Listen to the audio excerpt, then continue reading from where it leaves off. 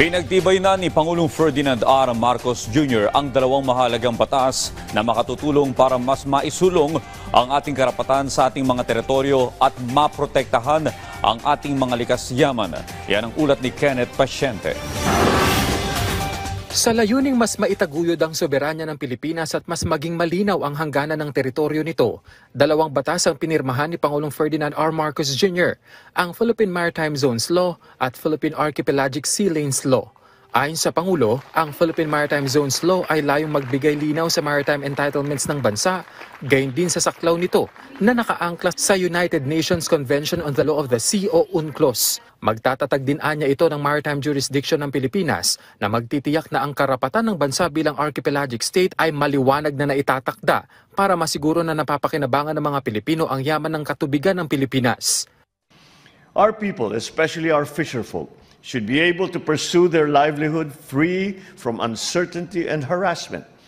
We must be able to harness mineral and energy resources in our seabed.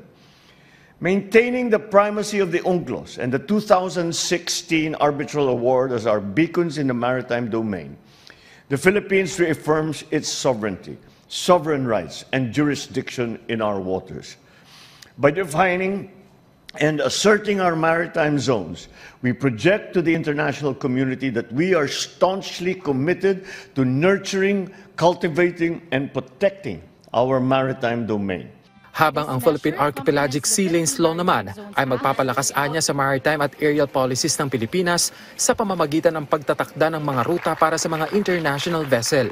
Sa pamamagitan nito, maiiwasan ang arbitrary international passage sa teritoryo ng Pilipinas o ang walang regulasyon na pagdaan ng mga dayuhang sasakyan sa katubigan ng isang bansa. Bagay na ayon sa Pangulo ay ipatutupad pa rin batay sa UNCLOS habang mariing pinangangalagaan ng mga prinsipyo ng pagkakapantay-pantay at paggalang sa ibang bansa.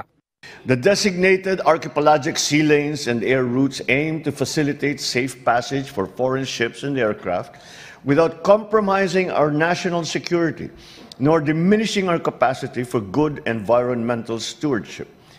These sea lanes will offer continuous, expeditious, and unobstructed transit for vessels and air transport, while obliging them to comply with navigational regulations and procedures, as well as with the air rules of flight safety and protocols. Dagdag pa ng Pangulo, mahalaga ang dalawang batas para maipakita ng bansa ang pagpapahalaga sa International Rules-Based Order. Pagpapakita rin anya ito ng paninindigan ng Pilipinas sa pagtataguyod ng maritime zones ng bansa, pati na ang pagprotekta sa maritime domain nito. Magtutugma rin anya ang mga batas na ito sa itinatakda ng international laws at pagpapakita ng pagiging responsableng kasapi ng Pilipinas sa international community. Umaasa naman ang Pangulo na sa pamamagitan ng dalawang batas na ito, mas mapapalakas pa ng bansa ang pagprotekta sa maritime interest ng bansa. I therefore call on all concerned government agencies and the local governments to review rules and regulations against these new laws with a view of undertaking the necessary steps for their effective implementation. Ikinalugod naman ng National Maritime Council ang dalawang batas. Pagpapakita lamang ito ng kagustuhan ng bansa na protektahan ang malawak na maritime resources ng Pilipinas. These important legislations underscore our commitment to adhere to international law, particularly the United Nations Convention on the Law of the Seas. They provide essential guidelines for navigation and the sustainable management of our waters, promoting maritime safety, security, and responsible stewardship of our precious marine ecosystems. Pagbibigay diin naman ni Senator Francis Tolentino, ang Philippine Maritime Zones Act at Philippine Archipelagic Sea Lanes Act ay magsisilbing implementasyon ng 2016 arbitral ruling kung saan kinatigan nito ang Pilipinas. Gayunman, giniit ng senador na bagaman may ganitong uri ng batas, hindi agad ito kikilalanin ng ibang bansa. We don't expect an instant recognition on the part of China because they have been disregarding international law.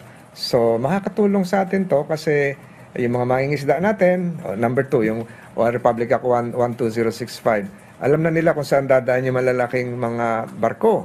Hindi na mauulit yung nangyayari dati sa Zambales, Santa Cruz area, Zambales, na yung mga bangka nating maliliit na babangga na malalaking barko.